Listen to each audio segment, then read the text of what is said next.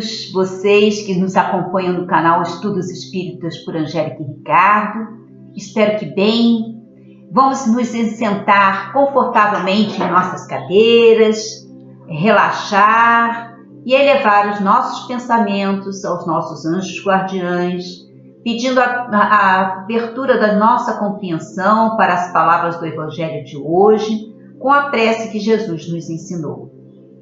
Pai nosso que estais nos céus, santificado seja o vosso nome. Venha a nós o vosso reino, seja feita a vossa vontade, assim na terra como no céu. O pão nosso de cada dia dai-nos hoje. Perdoai as nossas ofensas, assim como perdoarmos a quem nos tem ofendido. Não nos deixes cair em tentação, mas livrai-nos do mal, porque vosso é o reino, o poder e a glória para todo sempre.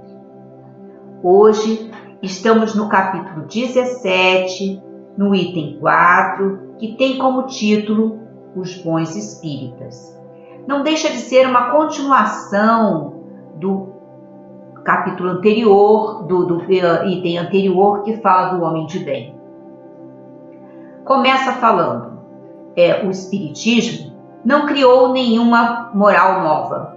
Ele facilita aos homens o entendimento e a prática moral do Cristo, dando uma fé sólida e esclarecida aos que duvidam ou hesitam. Acrescenta Allan Kardec: o desdobramento filosófico e cultural que vem no bojo dos fenômenos espíritas é precioso e determina a fé cristã. A teologia espírita edifica sobre a rocha da razão iluminada e sensibilizada pelos raios do amor cósmico que emanam do corpo de Deus, a edificar nos humildes detalhes da vida, nos grãos de areia da monotonia da existência, os ideais mais altos da perfeição. Ela faz uma vereda de acesso aos campos até então inacessíveis à perfeição divina. Os bons espíritas têm nessa escala de valores o seu labor anímico ou os degraus de sua reforma íntima. Muitos, no entanto, dos que creem nos fatos das manifestações, não compreendem suas consequências nem o seu desdobramento moral.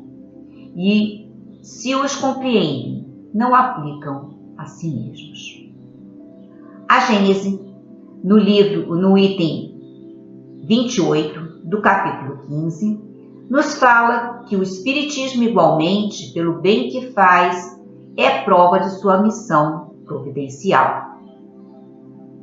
Seus mais sinceros adeptos não são os que se sentem tocados pela observação dos fenômenos extraordinários, mas os que dele recebem a consolação para as suas almas, os que a quem liberta das torturas da dúvida, aqueles a quem levantou o ânimo na aflição, que auriram forças na certeza que lhes trouxe acerca do futuro, no conhecimento do seu ser espiritual e de seus destinos.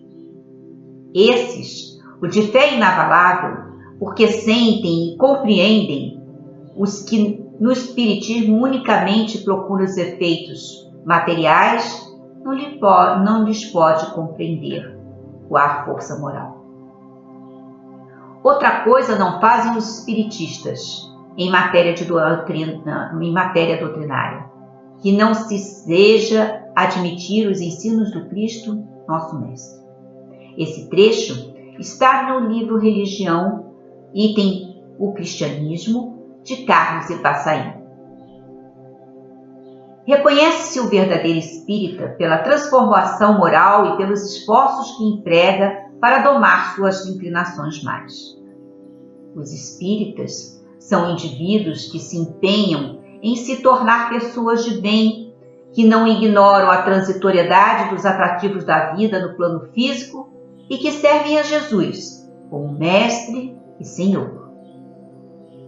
Do livro Caminho, Verdade e Vida, de Francisco Cândido Xavier, pelo Espírito de Emmanuel, capítulo 142, temos: O reino do Cristo ainda não é da terra. Não se pode satisfazer a Jesus e ao mundo a um só tempo. O vício e o dever não se aliam na marcha diária. O Cristo é a linha central de nossas cogitações. Ele é o Senhor único depois de Deus para os filhos da terra, como os direitos inalienáveis, porquanto é a nossa luz do primeiro dia evolutivo e adquiriu-nos para a redenção com os sacrifícios do seu amor. Somos servos dele, precisamos atender-lhe os seus interesses sublimes com humildade. E para isso é necessário não fugir do mundo, nem das responsabilidades que nos cercam, mas sim transformar a parte de serviço confiada ao nosso esforço nos círculos da luta em célula de trabalho do Cristo. A tarefa primordial do discípulo é, portanto, compreender o caráter transitório da existência carnal, consagrar-se ao Mestre como centro da vida e oferecer aos seus semelhantes os seus divinos benefícios. Nem todas as pessoas que participam de uma casa espírita são efetivamente espíritas, pois existem aqueles que, por motivos que conduzem uma pessoa ao centro espírita, mas que não deixam suas crenças. No livro O que é o Espiritismo, de Allan Kardec, encontramos: todas as religiões são necessariamente fundadas sobre o espiritualismo. Quem quer que creia que em nós existe alguma coisa além da matéria é espiritualista, o que não implica na crença nos espíritos e suas manifestações. Assim sendo, antes de ser espírita propriamente dito, é preciso que o indivíduo seja espiritualista. Vamos ao livro dos médiuns. No capítulo método, do item 19, temos: antes, pois, de tentar convencer um incrédulo, mesmo por meio de fatos, convém nos certificarmos de sua opinião relativamente à alma, isto é, se ele acredita na sua existência, na sua sobrevivência ao corpo, na sua individualidade após a morte. Se a resposta for negativa, falar-lhe dos espíritos seria pura perda de tempo. Eis aí a regra. Não dizemos que não comporte exceções. Mas neste caso, provavelmente, haverá outra causa que o torne menos refratário. E para conduzir o adepto ao estudo espírita, ele necessita esclarecer-se a respeito dos fundamentos doutrinários, quais as suas proposições, objetivos e finalidades do espiritismo. Os cursos regulares de doutrina espírita, as palestras evangélico-doutrinárias e os livros espíritas são fundamentais para atender essa finalidade. Nesse contexto, o item 18 do mesmo capítulo esclarece: dissemos que o Espiritismo é toda uma ciência, toda uma filosofia. Portanto, quem quiser conhecê-lo seriamente, deve, como primeira condição, dispor-se ao estudo sério e convencer-se de que ele não pode, como nenhuma outra ciência, ser aprendido como se estivéssemos brincando. Também já dissemos que o Espiritismo diz respeito a todas as questões que interessam a humanidade. Seu campo é imenso e devemos encará-lo principalmente pelas suas consequências. A crença nos espíritos constitui sem dúvida a sua base, mas essa crença não basta para fazer alguém um espírito esclarecido, como a crença em Deus não é o suficiente para tornar uma pessoa teóloga. O item 28 do mesmo capítulo ainda nos fala das características dos que se convenceram estudando diretamente o assunto. Os que creem pura e simplesmente nas manifestações. Para eles, O espiritismo é apenas uma ciência de observação, uma série de fatos mais ou menos curiosos. Nós lhes chamaremos então de espíritas experimentadores. Segundo, os que veem no espiritismo mais do que os fatos, compreendem sua parte filosófica, admiram a moral daí decorrente, mas não a praticam. A influência da doutrina sobre o caráter deles é insignificante ou nula. Não modificam em nada seus hábitos e não se privam de um só prazer. O avarento continua sorrindo. O orgulhoso se conserva cheio de si. O invejoso e o ciumento são sempre hostis. Consideram a caridade cristã apenas como uma bela máxima. São os espíritas imperfeitos. O terceiro, os que não se contentam em admirar a moral espírita, mas as praticam e aceitam todas as suas consequências.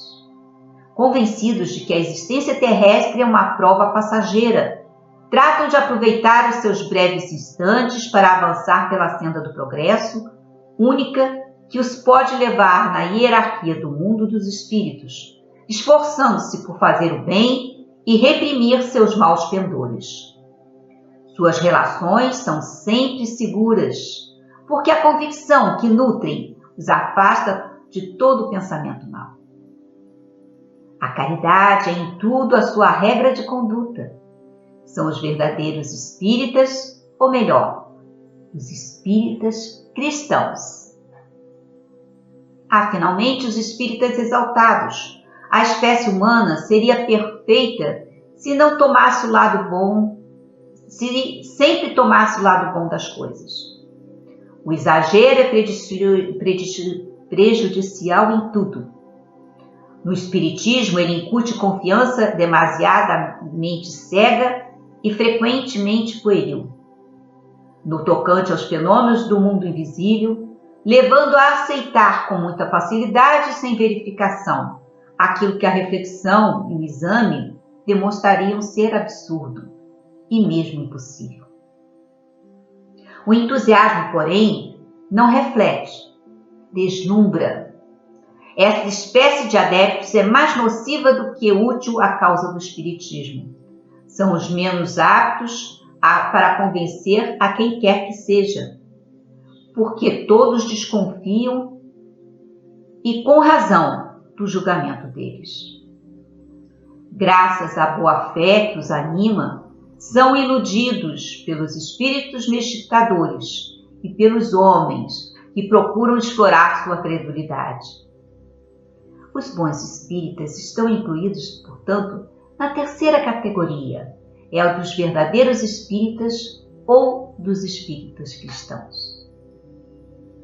Os bons espíritas não são meros seguidores ou adeptos da doutrina. Possuem qualidades que os diferenciam dos demais indivíduos, pois se esforçam por ser bons cristãos. O bom espírita não descura de sua melhoria espiritual. Reconhece-se um verdadeiro espírita pela transformação moral e pelos esforços que empregam para dominar suas inclinações mais. Espíritas, amai-vos. Este o primeiro ensinamento. Instruí-vos. Este o segundo. Todas as verdades encontram-se no cristianismo. Os erros que nele se arraigaram são de origem humana. Eis que do além-túmulo, que julgáveis o nada, vozes vos clamam, irmãos, nada perece. Jesus Cristo é o vencedor do mal. Sede vencedores da impiedade.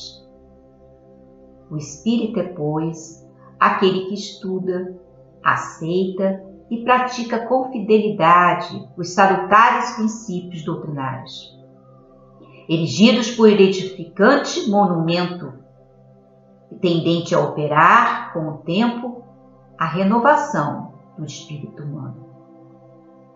O bom espírita sabe exemplificar, aquele que pode ser com razão qualificado de espírita verdadeiro e sincero, se acha em grau superior de adiantamento moral.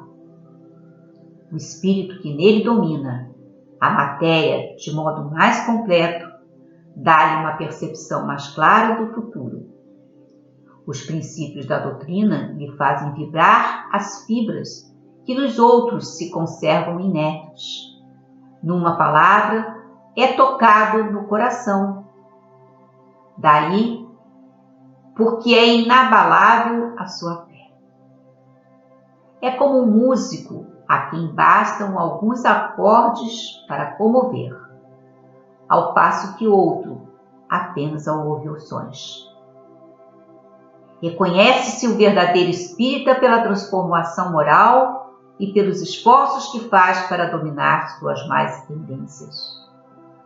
Enquanto um se compraz no horizonte limitado, o outro, que aprende alguma coisa melhor, se esforça para dele se libertar e sempre consegue quando tem uma vontade firme. Agora, vamos fazer nossas vibrações para a melhoria do nosso planeta.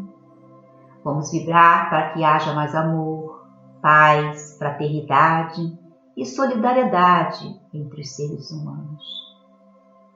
Vamos vibrar para a melhoria dos sentimentos e pensamentos da humanidade. Vamos vibrar pelos hospitais, pelos presídios, pelos abrigos e por locais onde haja guerras, locais onde haja fome, frio intenso, onde haja sofrimento em extremo. Vamos vibrar pelo nosso país, pelo nosso bairro, pela nossa comunidade. Vamos vibrar pelos vários segmentos religiosos, pelas casas espíritas, pela nossa casa espírita. Vamos vibrar pelos nossos amigos, parentes e por aqueles que têm algo contra nós. Vamos pedir licença para vibrar por nós mesmos e deixar uma vibração para onde ela se faz mais necessária. Vamos agradecer aos nossos espíritos protetores que nos reuniram hoje nesse estudo. Vamos agradecer ao governador do nosso planeta, Jesus, nosso mestre guia, que nos mostra o caminho, a verdade e como vivermos para chegarmos ao nosso Criador. Vamos agradecer ao Pai que tudo providencia para o nosso crescimento e para a nossa evolução e felicidade. Quero agradecer a você que acessou o nosso canal. Se gostou, dê um joinha e inscreva-se, pois você receberá aviso sempre que houver uma nova postagem. Até a próxima quarta-feira, às 8 horas da manhã, e a todos desejo muita saúde e muita paz.